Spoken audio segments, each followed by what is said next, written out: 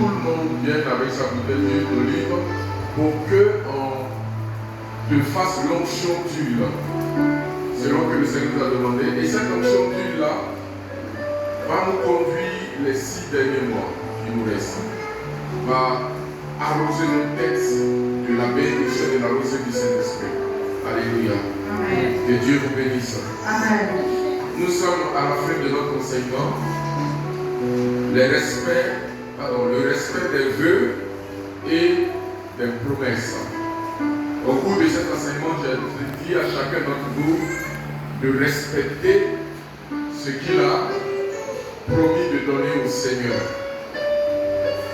Et nous avons même dit que ceux qui ne respectaient pas cela étaient sous la malédiction. Amen. Et aujourd'hui, nous allons parler dans notre sous-thème. Voilà, j'ai dénommé le sous-thème comme suite.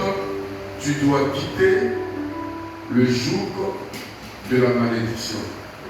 Tu dois quitter le joug de la malédiction. Quand nous ne respectons pas les vœux et les promesses, nous sommes dans la malédiction. Alors, chacun d'entre vous ici devait prendre la décision de quitter sous le joug de la malédiction. Amen. Amen. La malédiction, nous connaissons cela déjà parce que je l'ai plusieurs fois défini. Mais je voudrais définir le joug. Qu'est-ce que c'est qu'un joug? Amen. Amen. Tu dois quitter le joug de la malédiction. C'est quoi un joug? Le mot joug est défini ainsi. Vous voyez, le joug là, c'est une pièce en bois. C'est-à-dire c'est un matériel fait en bois. Amen. Vous connaissez le bois, vous n'allez pas chercher autre chose. Le bois, le vrai bois, c'est ça. C'est ce qu'on prend le bois, un peu comme le menuisier qui travaille le bois, il prend le bois et puis il fabrique ça. Mais le rôle de ce petit élément qu'on fabrique là, c'est pourquoi on l'appelle le joug. Amen. Donc, déjà, vous devez savoir que c'est à partir du bois qu'on fabrique le joug. Et puis, quand on finit de fabriquer le joug, on place le joug sur le dos, soit d'un homme esclave ou soit d'un animal. Mais généralement, c'est sur le dos une partie du dos. C'est-à-dire qu'on le met, on le place d'une manière jusqu'à ce qu'il vienne toucher la nuque. Amen. Vous comprenez? J'explique ça tout doucement pour que vous puissiez comprendre. Et quand on le pose sur la partie du dos, on le pose généralement sur les animaux, mais avant, on le mettait sur les esclaves aussi. Gloire à Dieu. Voilà, sur des animaux. Et puis, ça avait une forme d'épine. Vous connaissez les épines? Ça avait une forme d'épine ou de pointe. C'est-à-dire qu'on le plaçait sur le dos jusqu'à ce qu'il vienne sur la nuque ici. Ce qui vient sur la nuque a une forme de pointe comme ça. C'est un aiguillon. Donc, ça va jusqu'à la nuque de l'animal. Ça commence sur le dos jusqu'à la nuque de l'animal. On le fabrique avec une pièce en bois et puis on met une pointe qui va jusqu'à la nuque de l'animal. Et quand c'est à la nuque de l'animal, on peut maintenant l'obliger à faire tout ce qu'il n'a pas envie de faire. Parce que chaque fois qu'on le bouge, qu'il n'a pas envie de faire ce qu'il doit faire et qu'on l'oblige à le faire, la pointe ou bien le joug pique sa nuque et ça fait terriblement mal. Donc s'il n'a pas envie de faire que son patron tire sur le joug, ça pique la nuque et rapidement l'animal exécute parce qu'il a mal. D'autres animaux même meurent dedans. Et on mettait ça sur les hommes esclaves. Quand il n'a pas envie de faire le travail, on le presse. Et donc ça piquait la nuque de l'animal. D'autres même ça arrivait jusqu'à leur gueule. Donc ils avaient mal partout. Donc l'animal était obligé de finir le travail où on le pressait avec le joug. Amen. Amen. Et le Seigneur a identifié le joug comme une malédiction. Il a pris l'exemple du joug pour identifier le joug comme une malédiction. Donc c'était dans le but de t'amener à faire involontairement ce que tu n'as pas envie de faire. On t'oppressait, on t'amenait à te soumettre pour que tu fasses le travail que eux ils souhaitent. Même quand tu es fatigué, tu ne peux pas dire que tu es fatigué parce qu'ils vont te presser avec le joug. On le mettait sur les chevaux aussi, sur les bœufs et tout ça, les chevaux pour tirer le chariot. Quand le cheval n'est pas en train de tirer le chariot, on tire le joug et puis le cheval court plus vite. Même quand le cheval est surchargé, on l'obligeait à faire ce travail-là. Amen. Le joug était posé aussi pour une autre chose. Ou bien était posé pour un seul but. T'obliger à la servitude. La malédiction vient pour un seul but.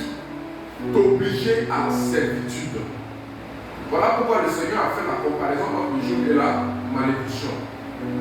La malédiction, c'est pour t'obliger à une seule chose, la servitude. T'obliger à la soumission totale. T'asservir à l'esclavage. Voilà pourquoi on mettait le joug sur les animaux. Et voilà pourquoi la malédiction est sur certaines personnes.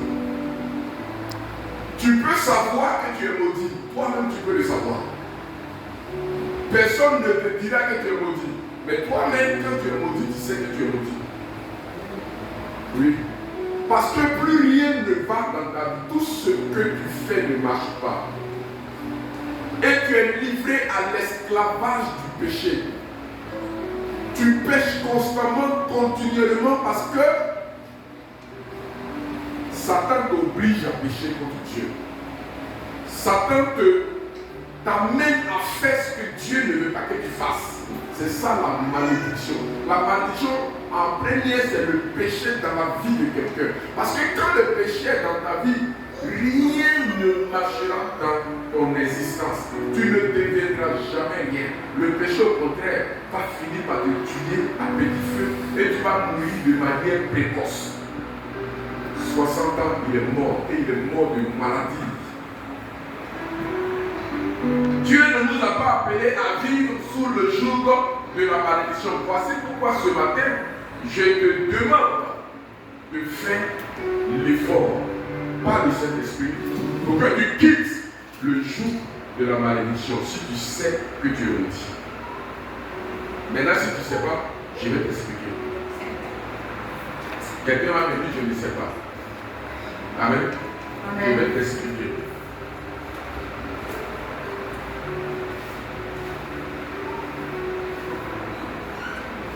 Lisons Juge chapitre 6. Juge chapitre 6, verset 1 à 10.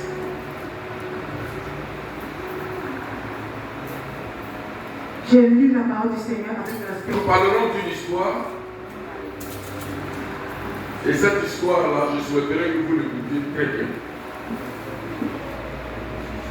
Lisons la parole de Dieu maintenant. Les enfants d'Israël furent ce qui déplaît à l'Éternel. La Bible dit, prions pour la parole de Dieu. Le Saint-Esprit m'a dit qu'on n'a pas prié pour la parole. Père Céleste, merci pour ta parole. Je te prie au nom de Jésus-Christ de la sanctifier et de me sanctifier et de sanctifier ton peuple. Que ta parole soit bénie et que les lieux dans lesquels nous nous trouvons soient électrifiés de la présence de l'Esprit de Dieu. Que toute opposition satanique soit neutralisée maintenant et jetée dans les profondeurs des abîmes. Toute opposition satanique soit consumée par le feu au nom de Jésus-Christ. Merci Seigneur, parce que je suis désormais un canal par qui tu passeras pour éduquer ton peuple. Au nom de Jésus que nous avons prié. Dis Amen à toi, le Seigneur. Amen. Vous savez, je vais sentir l'odeur des démons. j'avais commencé à sentir l'odeur des esprits. Je sentais des mouvements bizarres. Le Seigneur, je me disais, mais pourquoi c'est comme ça? Le Seigneur me dit, parce que tu n'as pas prié.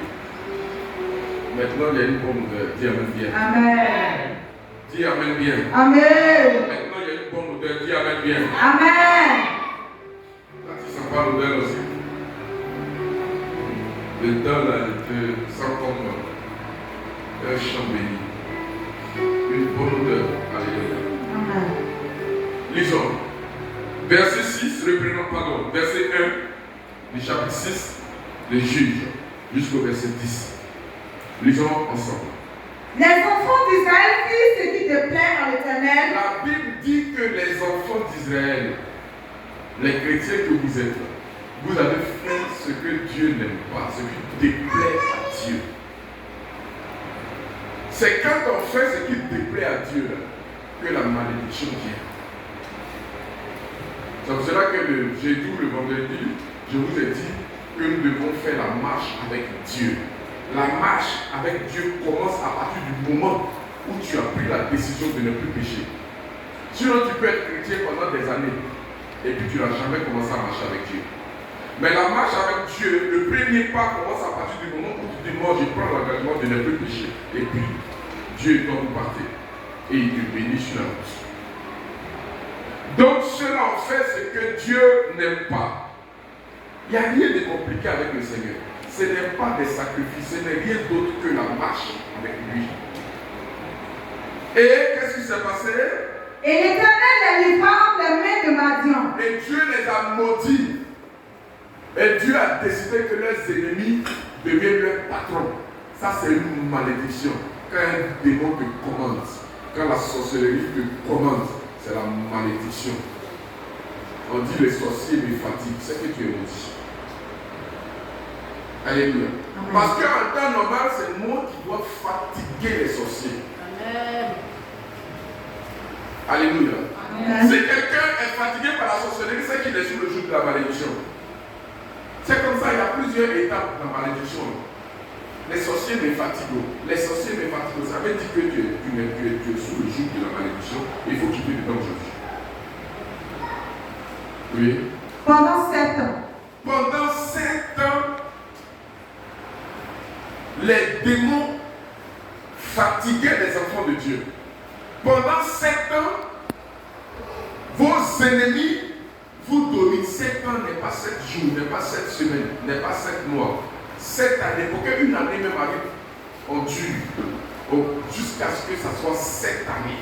Pendant 7 ans, il est dans la malédiction à outrance. Pendant 7 ans, il ne vit plus parce que quelqu'un qui vit sur le jour de la malédiction ne vit même plus. Il ne respire pas. Il souffre. C'est terrible. Et pendant 7 ans, ils ont souffert. Leurs ennemis étaient devenus dangereux. Qu'est-ce qui s'est passé par la suite?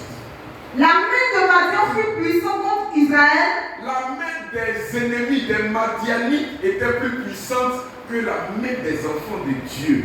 Tu as vu ça où? Les princes à terre et les esclaves sur les chevaux. Un esclave est sur ton cheval et puis quand tu le tires, et puis il chuchote sur ta tête. Allez, dis-le bien. Gloire à Dieu. Amen. Mais malheureusement, on voit cela dans le corps de Jésus. On voit que des chrétiens sont soumis à des démons. Des chrétiens sont soumis à la sorcellerie. Des chrétiens sont dominés par leurs ennemis. Oh, la Bible dit que tu domineras la porte de tes ennemis. Mais tes ennemis, eux, ils dominent la porte. Les Madianites sont venus dominer la porte des enfants d'Israël. La main des Madianites fut puissante. Continue. Pour échapper à Madian, Pour arriver à échapper à la sorcellerie qui bat son plein dans sa famille, parce qu'il est chrétien et il vit dans le péché, pour qu'il arrive à échapper à la sorcellerie, aux démons, à ses ennemis, qu'est-ce qu'il faisait? Les enfants d'Israël se retiraient dans les ravins des montagnes. Ils se cachaient dans des ravins.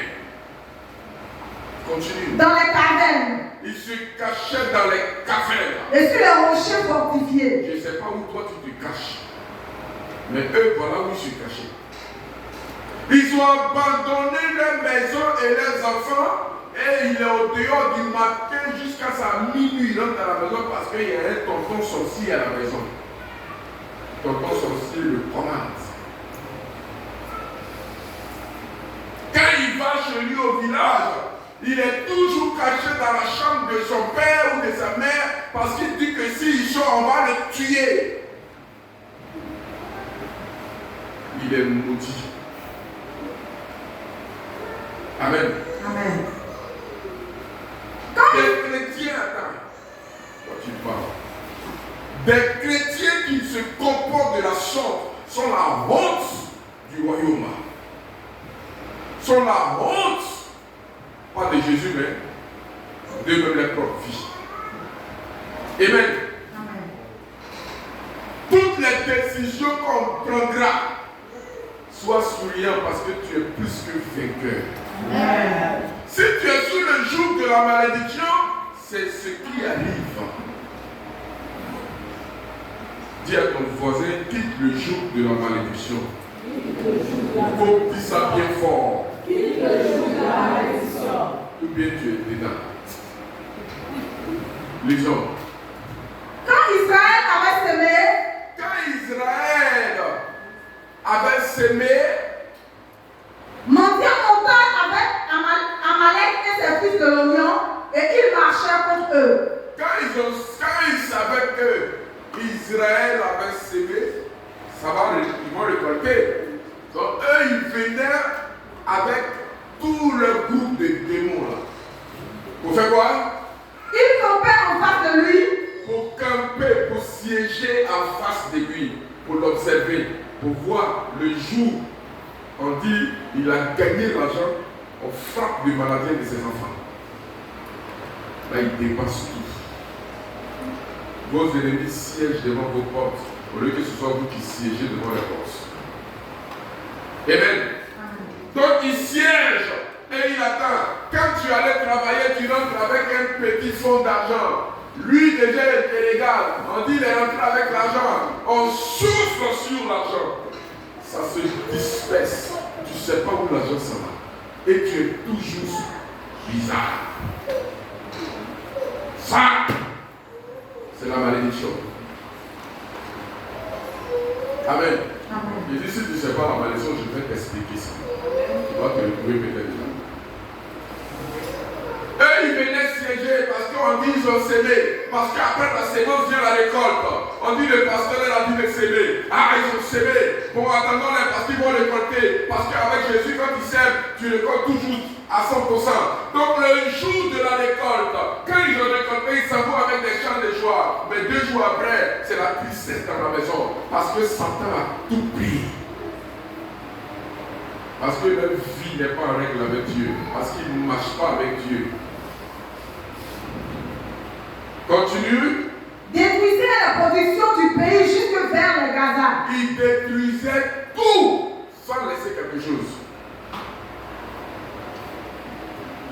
Et ne laissait en Israël ni vivre, ni brebis, ni bœuf, ni âne. Quand ils viennent chez toi, c'est pour détruire. La Bible dit qu'il ne laissait rien qui puisse te donner la paix et la joie. Donc, il y a des gens qui sont des pères de famille, des mères de famille qui n'ont jamais connu une véritable joie sur une longue période. Aujourd'hui, ils sont contents. 2 jours après, il y a une tristesse dans leur vie. Ça, c'est la malédiction. Attends. Laisse-les réfléchir. Ça, c'est la malédiction. N'est-ce pas? Oui. Car ils montaient avec leurs troupeaux et leurs tentes. Malheureux. Quand Israël avait semé, eux, ils venaient, ils prenaient tout. C'est même pas une petite parcelle, c'est pas dans la cuisine seulement pour bloquer la popote. Hein. Ils le détruisaient dans la chambre des enfants. Ils détruisent dans la chambre conjugale, ils détruisent dans la chambre d'amis, ils détruisent dans la cuisine, ils détruisent au salon. Quand tu arrives chez toi, tu n'as pas la paix. Quand tu dors, quand tu te réveilles, tu n'as pas la paix. Quand tu sors, tu n'as pas la paix. Voilà pourquoi d'autres sont frappés d'AVC. Ils réfléchissent. Il n'y a aucune. Dans sa cuisine, il n'y a pas de paix. Quand il rentre, tout est vide. Dans la chambre de ses enfants, il n'y a pas la paix. Dans lui-même, sa chambre, c'est gâté. Au salon, même là, c'est grave. Il n'a jamais envie de s'asseoir là. Quand il va sur le balcon, s'il est en hauteur, le balcon est net. Il est préférable pour lui de dehors. Parce qu'il n'arrive plus à gérer une seule chose dans sa maison. Tout lui dépasse. C'est-à-dire, il n'a aucune maîtrise. Parce que tu as laissé le péché entrer dans ta maison. Donc la Bible dit qu'Israël fut très malheureux. Est-ce que tu es malheureux ou tu es malheureuse? Est-ce que tu es heureuse d'être chrétienne? Est-ce que tu expérimentes la joie de l'évangile, la joie de la chrétienté? Est-ce que tu expérimentes cela? Parce qu'on dit Dieu est bon, que Dieu fait ceci, Dieu est généreux, Dieu bénit. Est-ce que toi tu expérimentes cela? Est-ce que ta marche avec Dieu, là, depuis que tu as commencé, là, est-ce que tu vis bien? Je ne dis pas que de temps en temps il y a des petites opportunités, mais est-ce que continuellement, comme le roi David l'a dit, depuis il est né, il a vieilli, il n'a jamais vu le juste mendier son père? Est-ce que toi, tu vis comme ça? Parce que c'est comme ça qu'on doit vivre. Ne dites pas non, je suis dans la volonté de Dieu, mais je traverse le désert. Arrête-moi tes histoires là. Quand ils sont dans le péché, c'est là qu'ils sont en train de nous embrouiller pour dire non, c'est mon désert qui traverse. C'est quel désert toi tu traverses qui finit pas. À un moment donné, le désert là doit finir. Les chrétiens aiment trop défendre Dieu. Il t'a demandé de le défendre.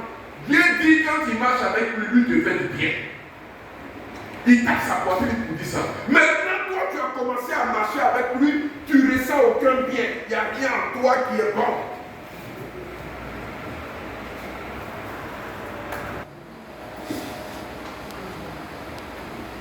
Tu sais que tu es chrétien, mais il n'y a rien qui est bon.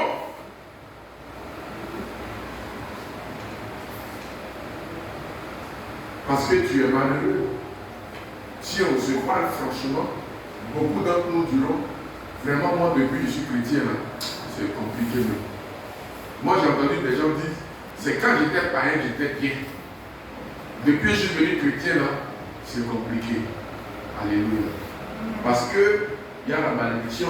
Donc quittez le joug de la malédiction. Le diable est en train de vous obliger à vivre dans la souffrance à cause de l'aiguillon, à cause du joug qu'il a placé sur votre dos.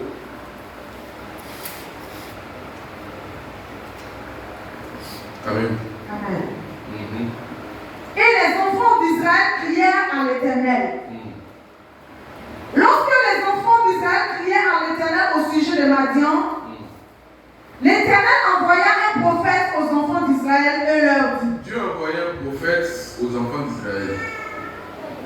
Ainsi parle l'Éternel. Amen. C'est bon. Dieu a envoyé un prophète. Dieu m'envoie ce matin comme votre prophète.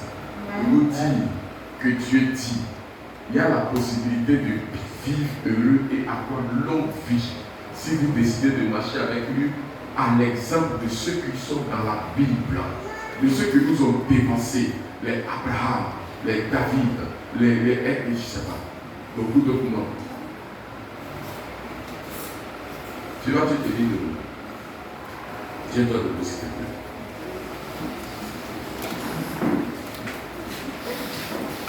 Des familles sont malheureuses aujourd'hui. Il y a beaucoup de familles malheureuses. Il y a beaucoup de familles qui n'expérimentent pas vraiment la vie de Dieu. Je voudrais ce matin que tu cries à l'Éternel maintenant, en 2 minutes, et que tu lui parles en ta faveur.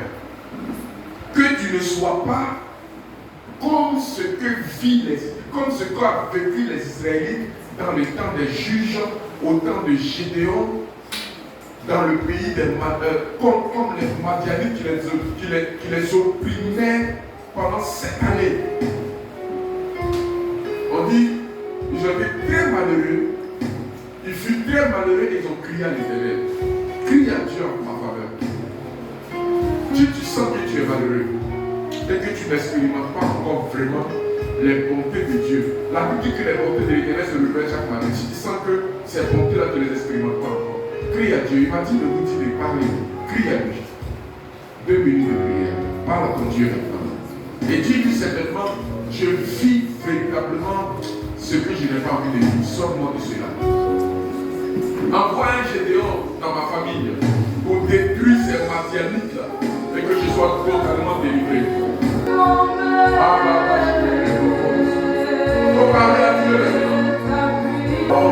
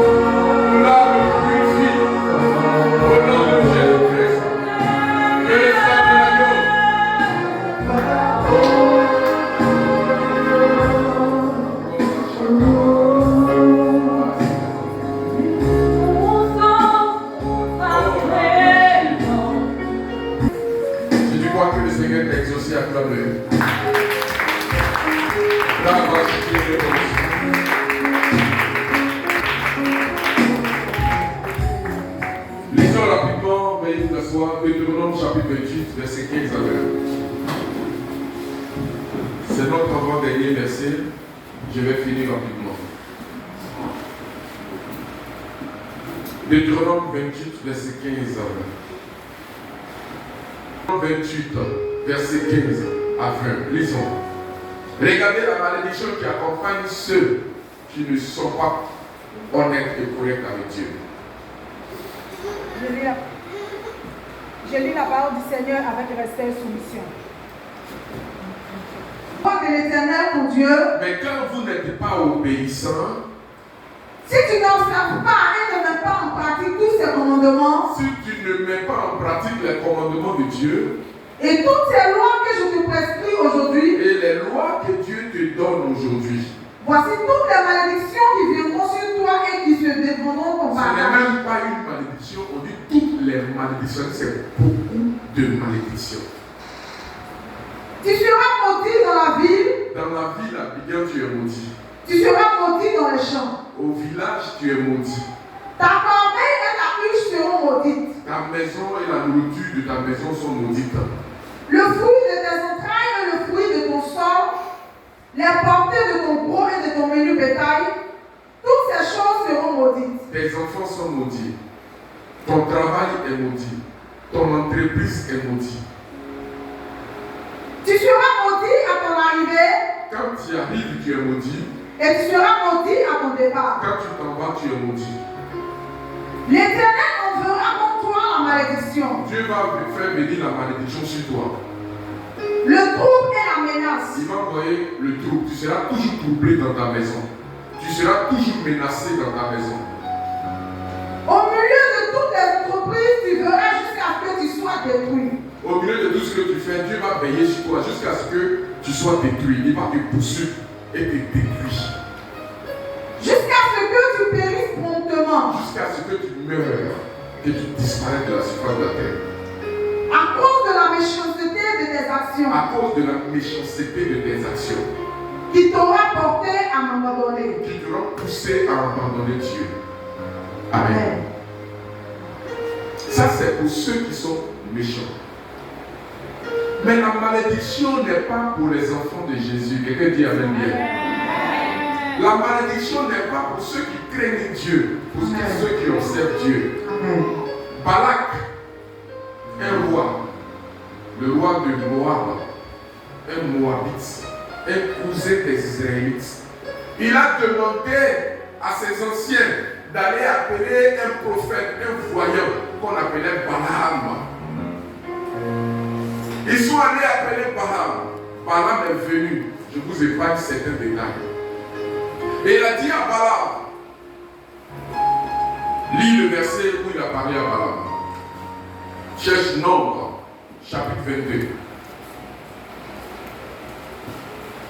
Il a dit à Balaam, il a dit à ses anciens, allez m'appeler Balaam. Balaam, c'est lui qui est un visionnaire. C'est un voyant. C'est un grand prophète. Lui, Dieu lui parle audiblement. Dieu lui dit certaines choses. Lui, s'il t'a maudit, tu es maudit. S'il t'a béni, tu es béni. Ce qu'il a dit aujourd'hui, s'il te l'a dit, il te dit que tu vas mourir, c'est que tu vas mourir. Amen. Amen. Chapitre 22, Nombre, chapitre 22, verset 1. Lisons s'il vous plaît. Allons-y vite. Les enfants d'Israël partirent et ils tombèrent dans les plaines de Moab,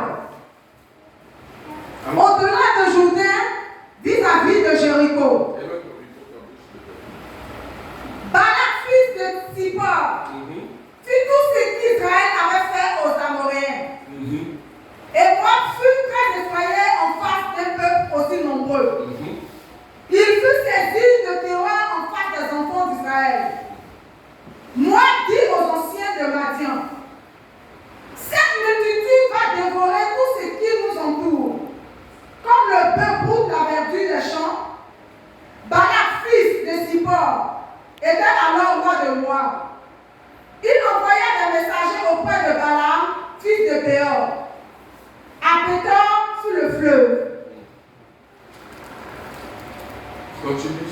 Mon peuple, afin de l'appeler de lui dire, voici un peuple qui est sorti d'Égypte. Il couvre la surface de la terre. Il habite vis-à-vis de moi. Viens, je te prie. Verset 6. Écoutons maintenant le verset 6. Voilà ce qu'il a dit au prophète. Il dit, viens, je te prie. Maudis-moi ce peuple. Maudis-moi ce peuple. Car il est plus puissant que moi. Donc, maudis-moi ce peuple, la seule cause, parce qu'il est plus puissant que moi. C'est tout. Parce qu'il sait que la renommée de Balaam était trop grande, était trop forte. Donc il dit, maudis-moi ce peuple, car il est plus puissant que moi. N'oubliez pas que vous êtes plus puissant que vos ennemis. Amen. Et ils chercheront toujours à vous maudire. Amen. Mais est-ce que la malédiction aura effet si vous êtes correct avec Dieu? Quel est le problème? Chapitre 23, verset 23, le même livre. C'est le dernier verset. On a fini. Chapitre 23, verset 23. L'enchantement ne peut rien contre Jacob. L'enchantement ne peut rien contre Jacob. Ni la divination contre Israël. Ni la divination contre Israël. Alléluia. Si quelqu'un se lève pour aller voir un charlatan contre ta vie, même si quelqu'un lui-même est sorcier renommé dans sa région, la Bible dit son enchantement, sa malédiction ne pourra rien contre toi. Parce que tu es un enfant de Jacob. Parce que tu es un fils et une fille de Dieu. Donc ceux qui sont concernés par la malédiction, quand on a regardé Juge dans le chapitre 6, à partir du verset 1, on dit Israël fut ce qui déplaît à l'Éternel. Quand vous faites ce qui déplaît à l'Éternel, la malédiction peut vous atteindre. Amen. Amen. Tant que vous ne fassiez pas cela, ou bien tant que vous ne faites pas cela, vous n'allez pas être touché par la malédiction. Eux, ils n'ont rien fait. Ils sont en train de passer pour aller là où Dieu leur a promis, Canaan. Pendant le passage, ils devaient passer par le pays de Moab. Ils devaient traverser les Moabites. Mais les Moabites sont tellement nombreux et leur renommée était trop puissante. Ils sont sortis de l'Égypte en conquérant, en vainqueur, avec triomphe. Ils ont traversé la mer Rouge. Tous ceux qui étaient sur le passage, ils les ont tous exterminés. Donc eux aussi, ils ont peur. Au lieu d'aller négocier avec eux comme avec les Gabaonites, ils n'ont pas négocié. Ils ont appelé quelqu'un pour les maudire. Or, ils ne savent pas que lui qui est Balaam là, il est serviteur de celui qui dirige le peuple d'Israël.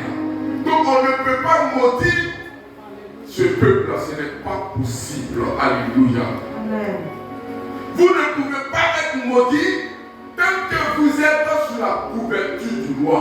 La Bible dit celui qui demeure sous la pluie du Très-Haut, il repose à l'ombre du Tout-Puissant. Alléluia. Amen. Tant que vous êtes sous le parapluie du Très-Haut, toutes les malédictions, tous les enchantements, tout ce que les gens pourront faire, ne pourront vous toucher en aucun cas.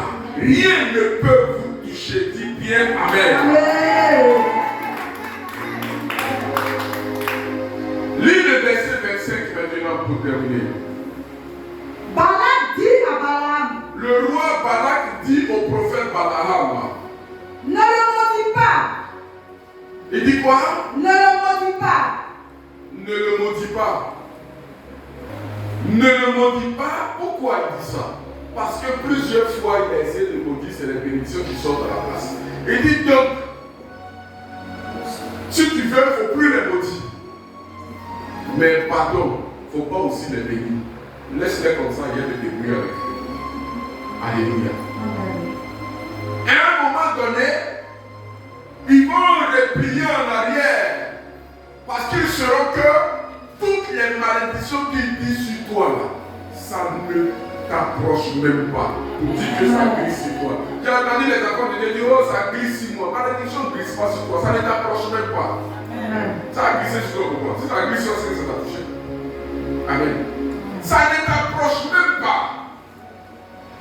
Donc il dit, si tu ne les maudis pas, mais il ne faut pas les bénir aussi.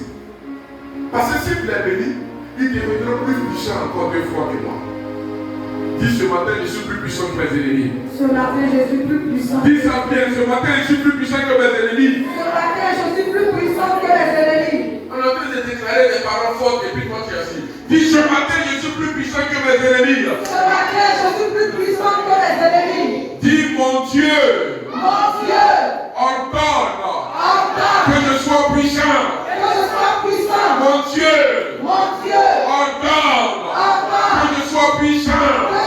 Dis ce matin, je suis puissant. Ce matin, je ne suis pas maudit. Ce matin, je ne suis pas sous le joug de la malédiction. Au nom de Jésus, du Père, je déclare que toute malédiction dans ma maison, sur mes enfants, sur ma vie, sur mon travail, sur mon entreprise, sur mes activités, soit détruite. Et je déclare que toute parole de malédiction prononcée sur moi soit sans effet. Au nom de Jésus, au nom de Jésus, au nom de Jésus, parlez-moi, il faut prier maintenant.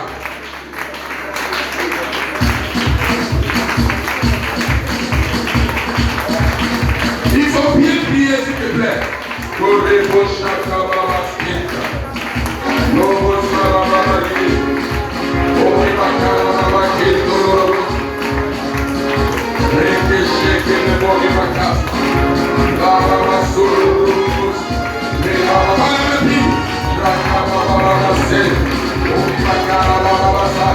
Mais les effets de la malédiction, au nom de Jésus-Christ, soient détruits maintenant. Les effets de la malédiction, au nom de Jésus-Christ, soient détruits maintenant. Tout effet de la malédiction, par la puissance de Dieu, Par la puissance des cieux, par la puissance des cieux, sois pitié maintenant, au nom de Jésus, au nom de Jésus, au nom de Jésus, au nom de Jésus, au nom de Jésus, au nom de Jésus, au nom de Jésus, au nom de Jésus, au nom de Jésus, au nom de Jésus, au nom de Jésus, au nom de Jésus. Alléluia. Dis Amen. Acclame le Seigneur encore.